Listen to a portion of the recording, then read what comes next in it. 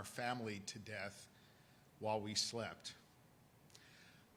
To be honest, Lori and I have struggled over the last 6 months to try and make sense of all of this. And the hardest part has been trying to explain it to our 4 children and to our nieces and nephews.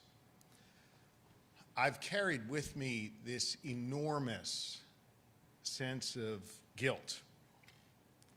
Guilt that doing this job that I love so much has put our children's lives at risk. It's been really hard. And candidly, I don't know that I've been able to give them the right answers. I don't know that I've been able to ease our children's worries. But I can tell you we've tried, and it's been an ongoing effort to even just a few moments ago. Why would someone want to do us harm, our kids will ask. How were they able to get so far into the governor's residence, the place that was supposed to be the safest place we could possibly be? As you saw from the videos that the district attorney played, he was able to penetrate the residence right up to a door that led to the hallway where we were in our private living quarters. I know those videos are chilling. They've been haunting me for months. I've been trying to unsee them for the last 6 months. Now, when we walk through the residence, we often think about the steps he took and where he roamed.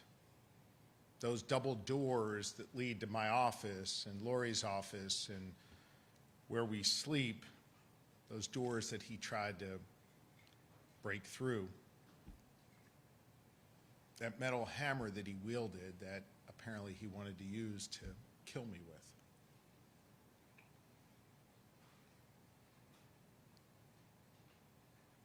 The spot in the state dining room where the fire first began, the smashed glass of the windows that he used to enter into the home. I'm struck when I'm outside walking in the gardens, usually on the phone, tending to business, by the charred bush that remains outside that window where he threw the first Molotov cocktail. We also see the effects of his crimes in the extraordinary scope of damage at the governor's residence. The burden of the cleanup and the rebuild has been enormous, and as you know, it is ongoing. What you probably don't see is the subsequent security changes in all aspects of our lives and our children's lives. And this construction all around us is a constant reminder of what happened and that our personal safety is not assured and that we are vulnerable. His crimes also caused massive disruption in our lives and the lives of the people who we are privileged to know and who work at the governor's residence. I want you to know we will forever be grateful to the firefighters who rushed toward danger and put out that fire just in time. We're also incredibly grateful to the troopers who rushed our family out to safety in those early morning hours. And we're so appreciative of the dedicated staff at the governor's residence who continue to come to work with purpose and with joy every day. Laura and I are mindful that serving in public office today brings with it risks. It's a sad state of the world that we are in. But I have to tell you that before this attack, those risks just felt very theoretical to me. Something that might happen elsewhere to someone else, but couldn't happen here. Sadly, this made it all real. And it brings with it a real sense of vulnerability that our family feels every single day. I want you to know we are working through this, and you've heard me talk about the emotional toll this attack took. I need you to know this is an ongoing thing that we are dealing with and we are working through.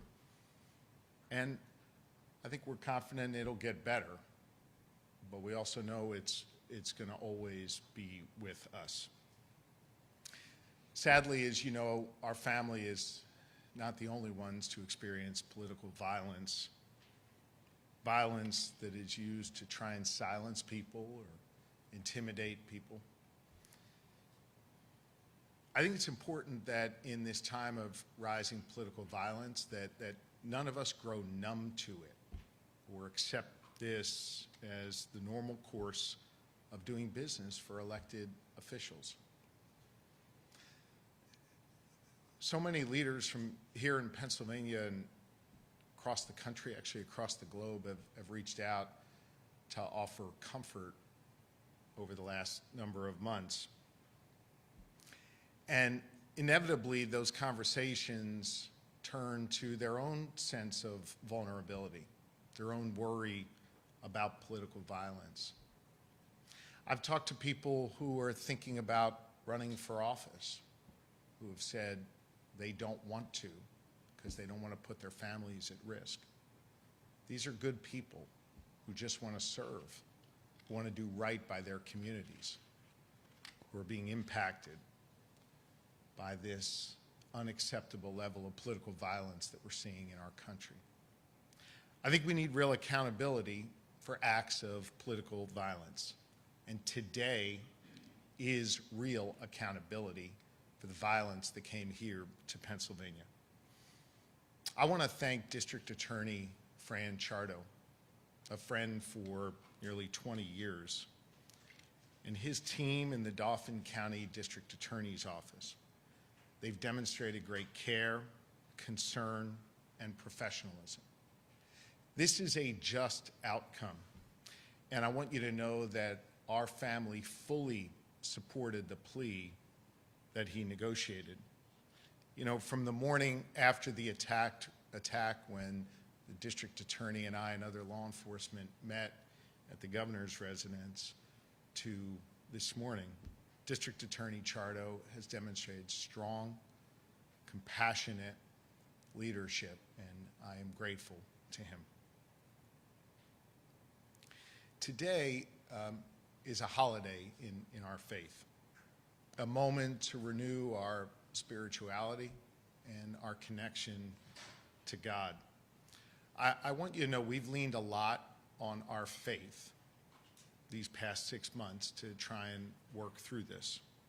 We've also leaned on the faith of so many others in the process. We've been so strengthened by the faith and the prayers that others have shared with us. And we have seen so much light in the midst of this darkness. I want you to know we are not deterred in our desire to serve others, in part because of our faith and how strongly we lean on it, and in part because of the examples that others have set for us. We remain focused and committed to doing our work on behalf of the good people of Pennsylvania, and nothing and no one will stop us from doing that important work. We will forever be changed by this. We know that time will heal, but the scars will remain.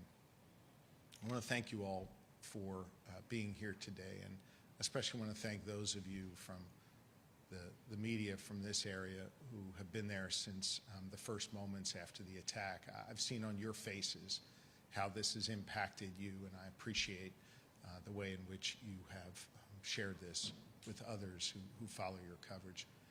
Lori and I are grateful to you. We're grateful to the people of Pennsylvania, and we're grateful to have some closure on this chapter in our lives. Thank you.